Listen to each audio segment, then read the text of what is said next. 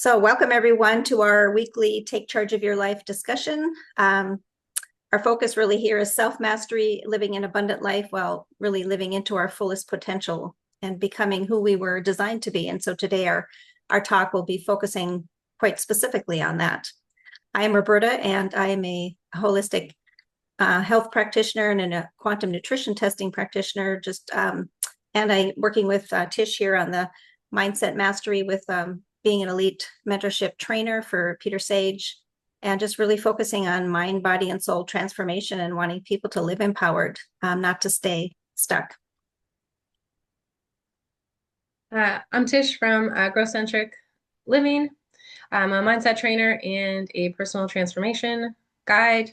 My passion is for just allowing people a pathway to growth in, becoming themselves and all of these things that Roberta and I have had the opportunity to learn and grow into ourselves, teach into our future generations, and just want to bring people along the path with us. So we're constantly inviting people to do so.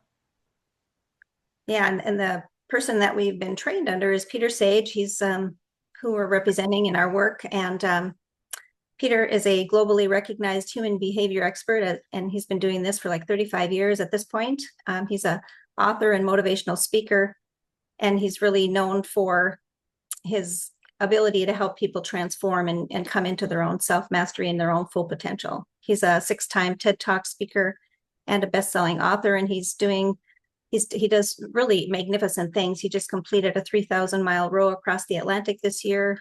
He really walks his talk. He wants to show what's possible with people to live unlimited and really rise to our full potential. And as of now, he's preparing for a marathon at the North Pole. So he just keeps on going and inspiring us. And really his mission with that in mind is to provide individuals with mindset and tools necessary for personal growth and success, empowering us to achieve our highest potential.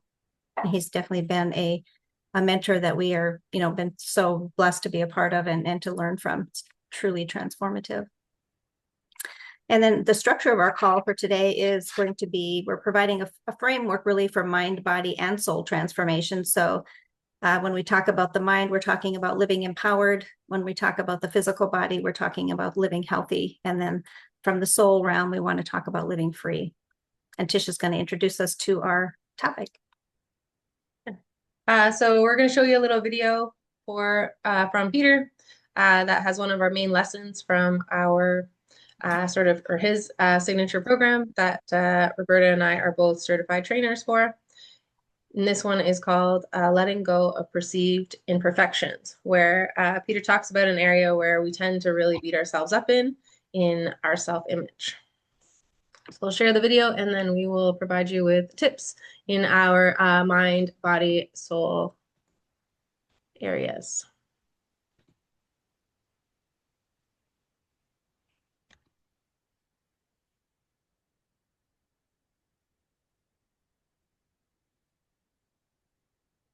Another area people destroy themselves in is the area of self-image. You want to see an industry that is designed to trigger insecurities? Look at fashion, look at makeup, look at all the kind of image-related industries, diet, all designed to tell you that you're not good enough yet.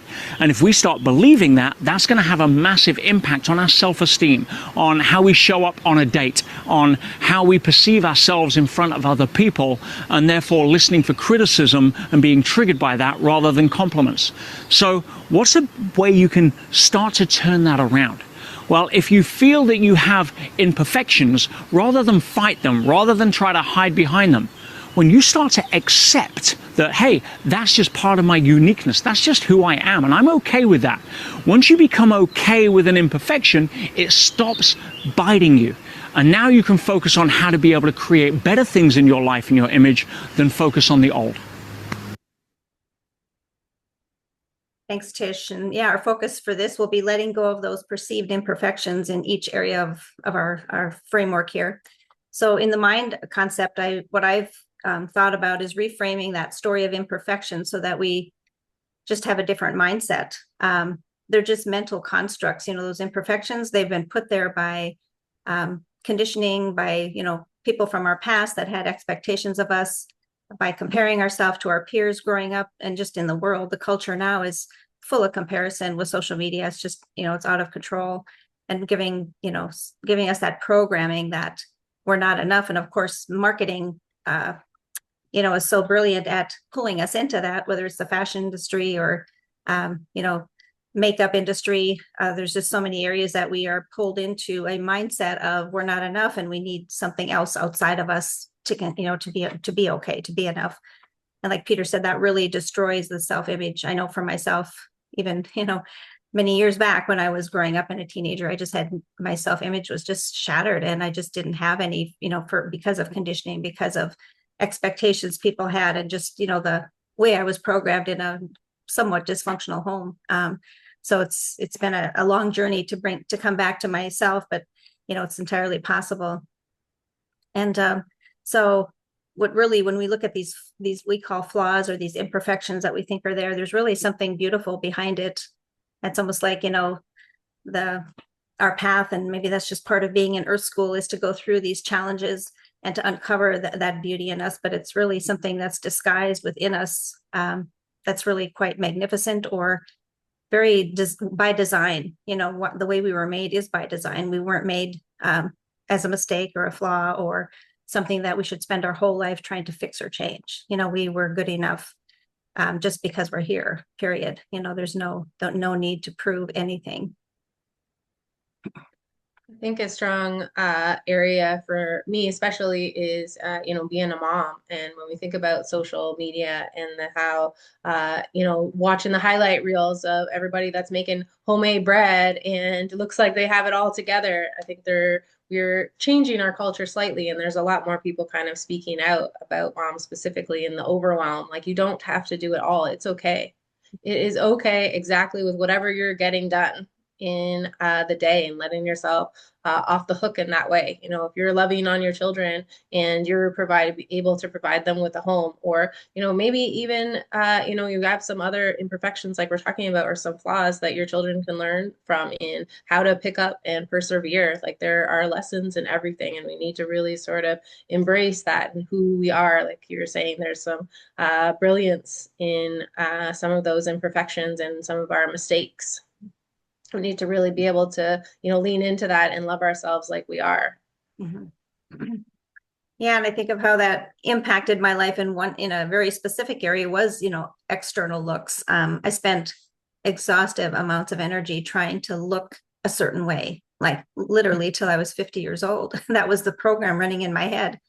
So even if I didn't spend that much time and effort or money on that, I still always felt like I should, or that I'm not enough. And that energy just was so exhausting. And I just think how much of my time was wasted, and how I could have been directing that energy. Like Peter said, if I don't fight or hide the imperfections, then I can focus on what I want to create in my life. But it was just crazy, because growing up, image was really important to our family system. That external, and I had gained like 20 pounds when I went to the military, and I only weigh 100, and I gained 20, and I just thought I was so overweight. And I worked out like 3 times a day. I would bike 10 miles. I would run 5 miles. I would just do crazy amounts of stuff to lose these 20 pounds. And then years later, after I felt like I'm okay with who I am, I'm like, I wish I had those 20 pounds, because I was too thin. And so just talk about perceived imperfections. Being thin in our home was a unspoken expectation, and you just didn't gain an ounce. And so it was just amazing how that really can move, define how we show up in the world. And it's time to step in and intercept those patterns, because they're just not doing us any good.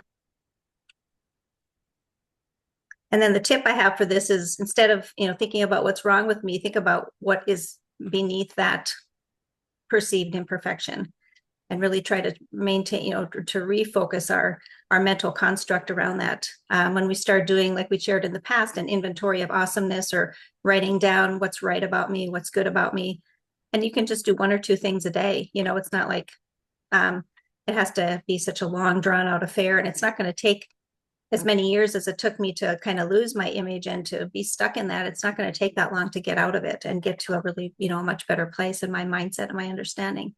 When I think about flowers in the garden, they don't compete and compare and, decide who's who's more beautiful. That's just who they are. And I think that's, a kind of a metaphor that we can take with us and hopefully align with that ourselves. Yeah. In the mindset realm, when you say that, it kind of makes me think it's almost like a double-edged sword in that we're judging ourselves harshly, and then we tend to have this outer image that we feel like other people are judging us too. So we're sort of like on both sides of ourselves, beating ourselves up. Whereas, if we can, be okay with exactly who we are, and that doesn't mean you don't want, maybe you're not striving for something else that it doesn't mean that you're not trying to grow, but it starts with being accepting in, loving the imperfections that you are and taking that mindset as, their brilliance could be a unique skill somewhere that you think is a flaw, and moving in from that, leaning into that a little bit more, as Roberta's suggesting in the tip.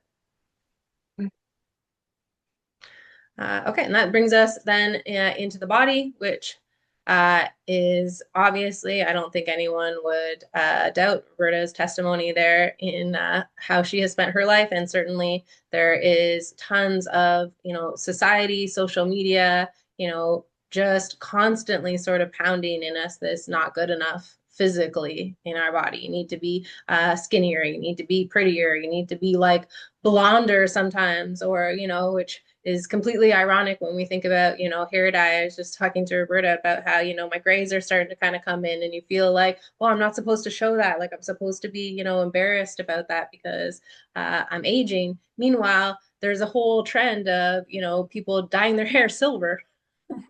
Wait, what? I'm actually cool. These are highlights. I'm right on time in trend, just, we really want to encourage everyone to, reframe that mindset and, see yourself as in your body, in knowing that we're all unique. It's not about imperfections. Our differences is what, makes us unique. And we need to start by, learning to love ourselves. Another example I have is somebody like Barbara Streisand. In, her nose and her face makes her very unique. Everyone, or most people, kind of know who she is. And leaning into that further, I'm not sure if anyone saw it. There was a high school show, probably a decade ago now, but called Glee. And there's a high school girl in there. Her name is Rachel, the character, who has a similar nose. And the show is about her battling her kind of self-image, and should she change it or should she not? And let alone, being called a nerd and those other kinds of things because of, what she likes and what she's into. And in the end of the show, she embraces it. She refuses to get any kind of plastic surgery or anything that might be suggested upon her by society, about how she can't be a movie star, which is ultimately her dream because of this. And she leans into Barbara Streisand. So, at the end of the day, Barbara is not only a role model, but also then, Rachel, being who she is and looking the way she is, then lands her dream role on, Broadway, and literally playing Barbara. So, sometimes those imperfections, or those things that we think are imperfections, are a gift to not only ourselves, but to somebody else too, who's watching, who, may look like you or may have something, a similar, that the thing that they think is a physical imperfection that actually is something to be embraced and not something to be embarrassed about. Yeah. So, and also when I think of the physical body coming from my holistic health perspective, and you think of, self-judgment, the body remembers everything. The body keeps the score. So if there's self-judgment and criticism and self-rejection for, a long period of time, there's tension constantly in the body. There's stress in the body. Like I did, I tended to just kind of fold up, in my posture, shifted, and I'm still, all the time practicing sitting up straight, because I was at a meeting one time in recovery, and I just walked with my head down all the time, and someone came up behind me and he said, "Put your head up, put your shoulders back. You don't have to walk with your head down. You're doing great." And and it just never dawned on me, but just literally, like, kind of collapse within ourselves when we can judge and criticize ourselves to that degree. It's really quite debilitating physically. Some other, super downsides, the like plastic surgery, industry that is, making you feel like you just need to keep changing something, constantly changing something. Where does it stop? or, some other extremes with self-image that lead to eating disorders like bulimia and stuff, which I understand is, kind of blowing up in our school system and those kinds of things these days. So we really want to, encourage you to love yourselves as you are, and know that that doesn't mean that you can't strive for change. But if your goal is to be healthier and you would like to eat healthier, and, you maybe feel like you have gained some weight physically because of how you've been eating, then it's okay to want to be better, but do it out of a place of love, out of a place of wanting to bless your body with healthier foods so that you can have more energy, that you can, glow a little bit brighter, so that, your hair grows nicer, those kinds of things. But from a nutritious, a supporting and blessing yourself out of gratitude point of view, not this negative perspective of I need to change, or I don't, look like I think I should. Yeah, that's really good because I think of, what we resist persists, and the more we fight it and resist something within us, the more we're going to see it almost, like we're focusing on it and we're going to get more of it constantly. It's going to be in our psyche all the time. We're going to be remembering that negative mindset, that negative program. That the elephant that we keep talking about, training, we want to retrain that. So in order to assist in doing that, our tip for body wellness is to try to cultivate a sense of gratitude towards your physical body. And my suggestion is to do that by looking yourself in the mirror every day and naming what you love about yourself. And if this is hard and it feels strange when you start out, it could be anything. It could be, I'm grateful I have two arms and two legs. I'm grateful that I have eyes that can see, or ears that can hear. Start wherever you're at and just start practicing loving on yourself. And that, that snowball and that elephant, you might see that, the next time you start talking about the color of your eyes that you didn't notice as you're looking yourself in the mirror, or, anything else that might be about you. Just start loving on yourself and make that a daily non-negotiable practice. Yeah, that's really good. I love that. And that brings us into our living free, our soul realm. So we're going to focus more on remembering the wholeness beyond our physical body. So when we look at the soul, maybe what I would call the part of me that just lives on. It doesn't see imperfection. It just sees evolution. For me, it sees why I'm here, how I can contribute, how I want to maybe show up around the people around me from a soul level. Maybe energetic level, bringing love or kindness or compassion, things that that aren't hindered by the physical part of who I am. So when we think of it from the soul's view, that every part of us that feels broken or, wounded, or like there's something wrong with us, and we feel maybe cracked, as a visual, that the cracks are where the light gets in. And it's a reminder of what I want to remember about myself in the light of who I really am and who I always was, this brilliant, magnificently crafted being that has something to offer to the world. And so I think of, letting go of spiritual imperfection it has become like a spiritual practice for myself, because I don't want to beat up on myself, because the divine creator that I was created from didn't create a work of art that was flawed or horrible or hideous or anything. Like I used to feel when I was really young growing up. I just felt just like totally like the worst person in the world. And it's kind of an insult to my creator if I walk around and see myself in a flawed and totally useless way, or really negative, self-destructive way. It's just not who I am. It's just not the truth. It's the truth of our being is that we are magnificently crafted, and that we're whole, and that we have tremendous gifts to offer. And if we focus on wanting more of that and wanting to see more of that, we'll hopefully see more of that in ourselves. I think about babies sometimes when I'm getting tough on myself, and that, thinking that I should be a certain way, I should have this done, I should be, further along, or that those judgments that I'm kind of passing on to myself as, not being good enough as a whole person yet. And then I'm reminded, like babies aren't sitting there. You have like babies in a room or whatever. They're not comparing, oh, you know the alphabet and I don't yet. That means, I must be dumb, or like they're not doing any of that. They just are so like accepting of you're you and I'm me and hi, and whatever that is. And we're in that sort of expansion that you're talking about, that we're beautiful as we grow. Yeah, like Peter says, in some of our work, we don't need a reason to be here. We don't have anything to prove. We were here against tremendous odds when we think about the birth process, or, the process of where we become a human being way at the very beginning. There's a lot going on. And for us to be able to get to that point of being the one chosen to be brought into this world is quite a phenomenal journey in itself. And like I said, the divine intelligence or creator doesn't make mistakes. Doesn't see us, the way our negative imperfections see us. Yeah, we can So, leave that one. Sorry, go ahead. no, go ahead.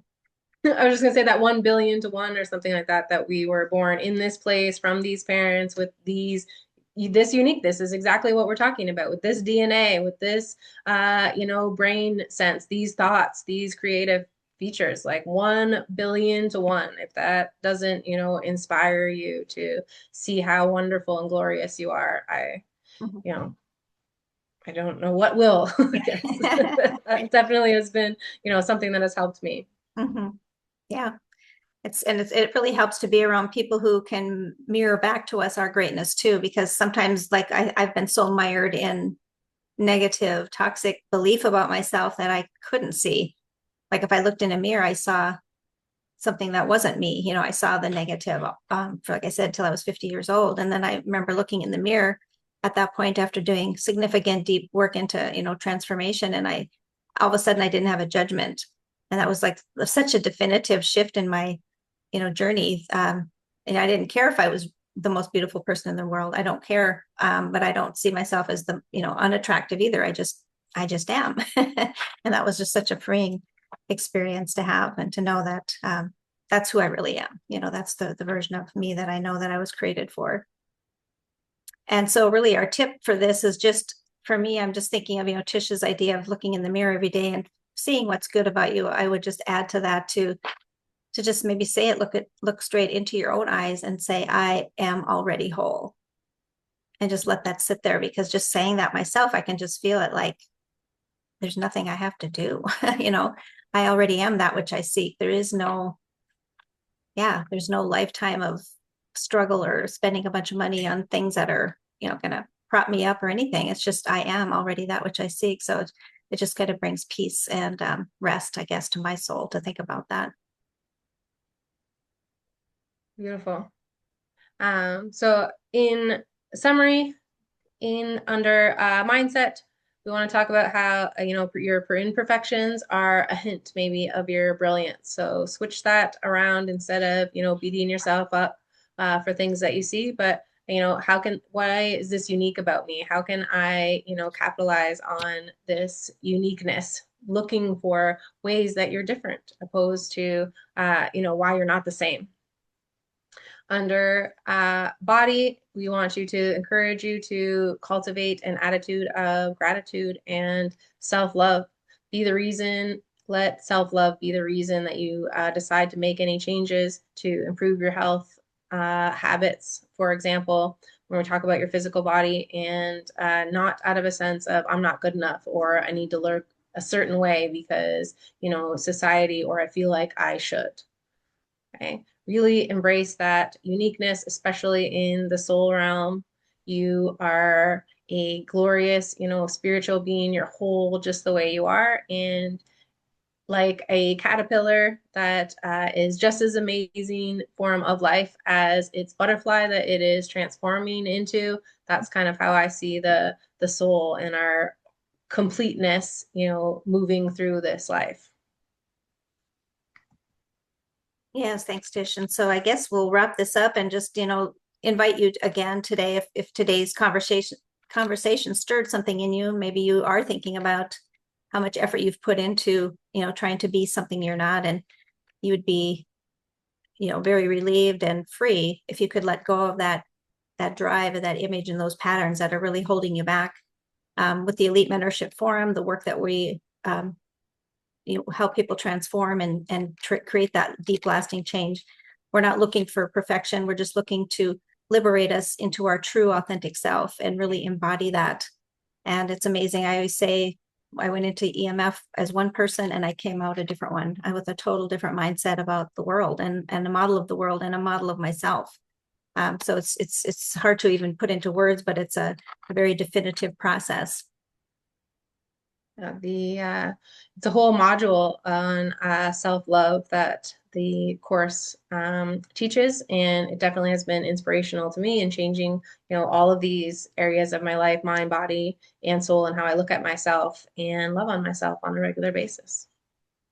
Yeah, and you don't need to have more fixing. You just need to remember who you are. And with the work we do, that's what we invite people to do, to really come into that fullness. So we invite you to reach out to us and schedule a free consultation. We'd love to get to know you better and just determine if this is the right path for you. And on that note, then we'll leave you with our quote for today. It is by Oscar Wilde: "Be yourself. Everyone else is already taken." Awesome. Thank you. We'll see you next time.